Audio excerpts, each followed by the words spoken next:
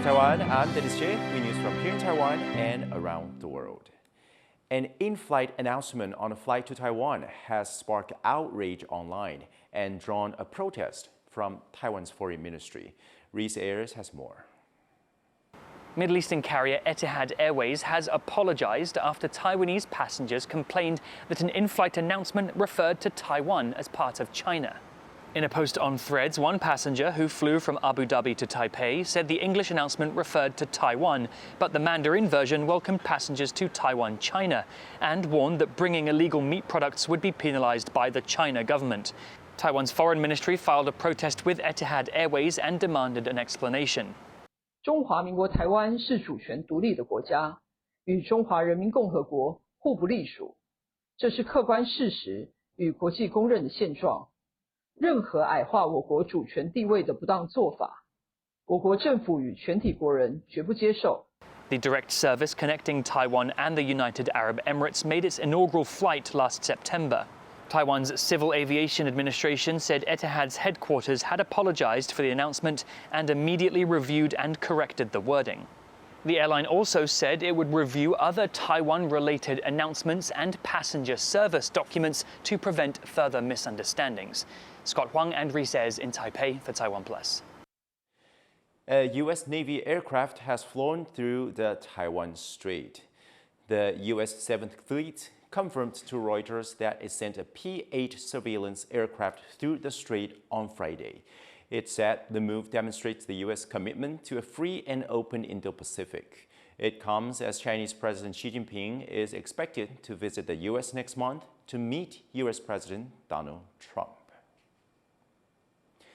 The U.S. is welcoming Taiwan's 2027 budget proposal to boost defense spending to over 3% of GDP.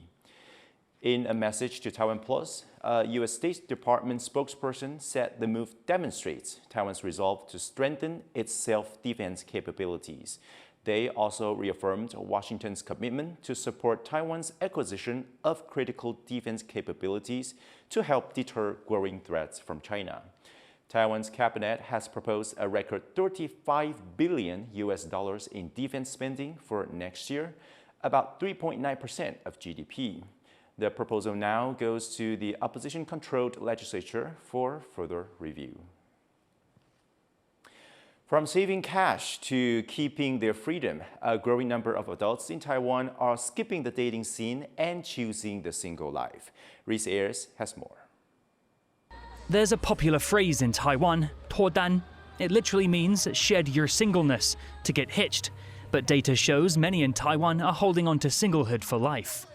A survey by Academia Sinica, Taiwan's top research institute, shows that among unmarried adults aged 27 and over, around 30% have never been in a relationship, with an additional 40% saying they were currently single, with no significant differences between men and women. So, what's keeping people off the market? 第一个是缺钱吧，因为谈恋爱需要钱。就是大家觉得单身比较自由自在，对，就不会想要被另一半束缚。 对啊，我觉得越年纪越大越会这样想。希望自己可以等自己的事业比较成功的时候，再去交另外一半。 From busy work schedules to the rising cost of living, the reasons vary. The reality on the ground is hard to ignore. Many just don't have the time or energy for dating.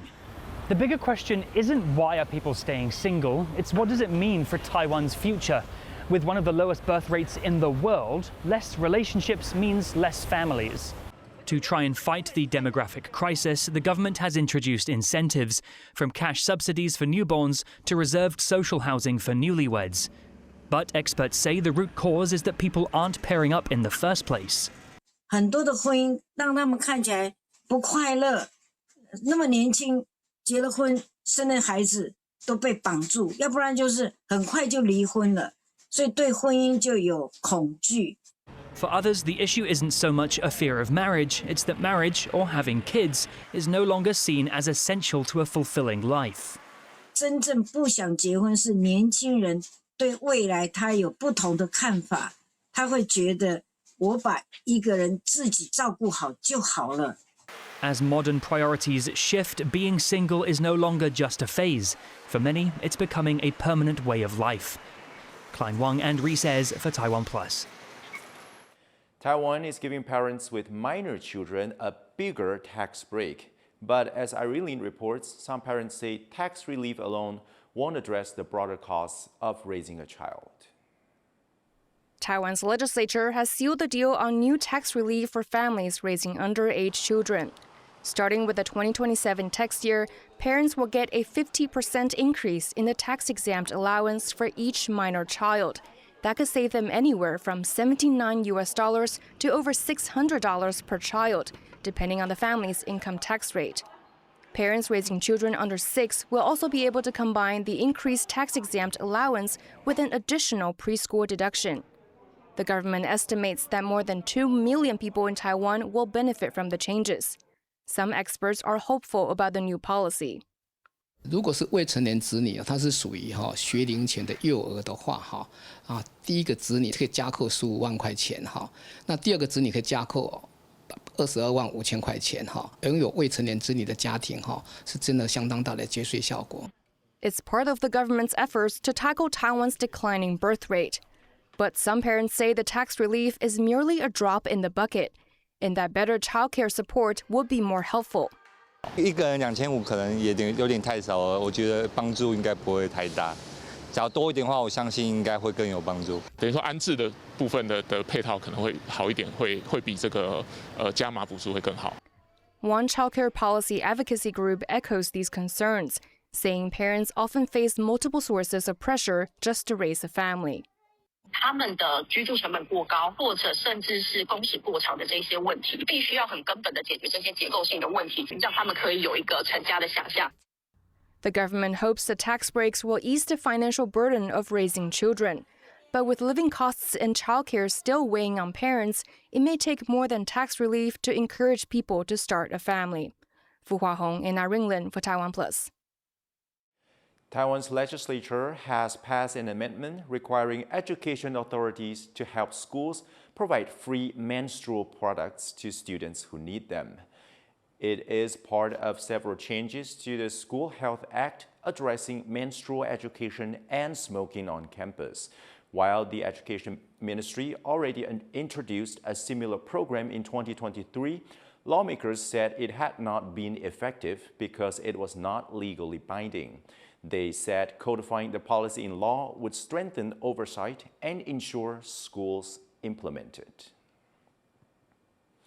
In the middle of Taipei sits Taiwan's former Air Force Command headquarters. After the military moved out in the 2010s, the space has now been turned into an art and cultural hub. Leslie Liao has more.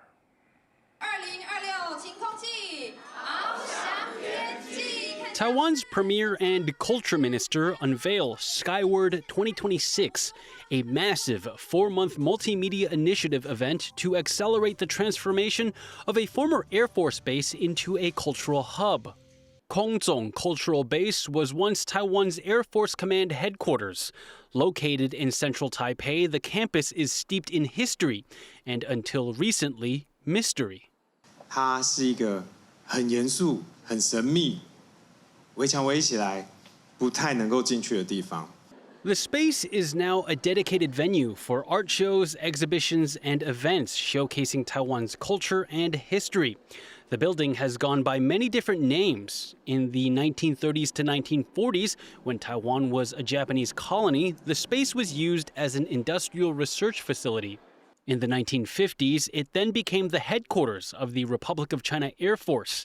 The military withdrew from that site in the 2010s, and since then, every effort has been made to preserve the space.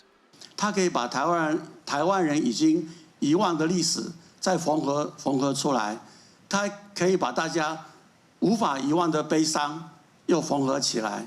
所有人走进这里，想要了解这个空总的历史，他花很多时间。 最后，他终于会把自己跟土地缝合在一起。 In 2015, the Economy Ministry first took over the space to turn it into a hub to attract innovation and entrepreneurship.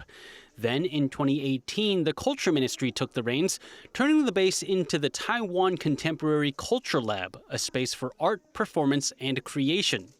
Today, the former airbase hosts several art exhibitions, shows, and events. It now goes by Kongzong Cultural Base. The words Kongzong mean Air Force Headquarters and pay homage to the campus's past. In 2024, the space was officially designated a national monument. Within these walls are stories about Taiwan's history, development, and legacy. From industrial research to military operations and now cultural development, Kongzong Cultural Base has seen all facets of Taiwanese history grow on its grounds.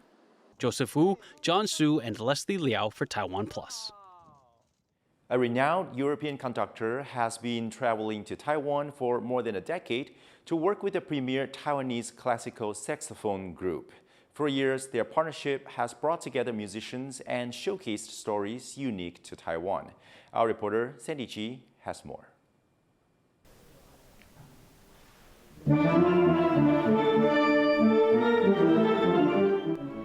A grand performance by Taiwan MIT Saxophone Ensemble, being led by renowned Swiss conductor, Lars Malekush. They're performing in the National Theatre and Concert Hall in Taiwan, where Malekush has returned almost every year for over a decade to work with MIT saxophonists.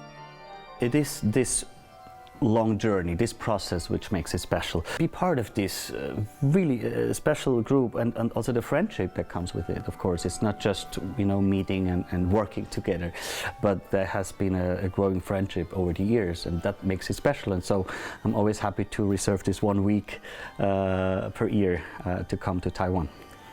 Malekush began working with the ensemble in 2014 as a saxophonist, before later becoming the troupe's artistic director.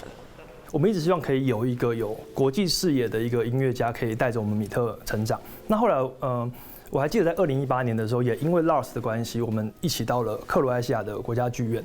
那因为他在我们的萨克斯风圈是一个非常具知名度的指挥家，所以也因为他的关系，我们在像这样的世界性的年会呢，就得到一个很好的舞台跟一个很好的机会。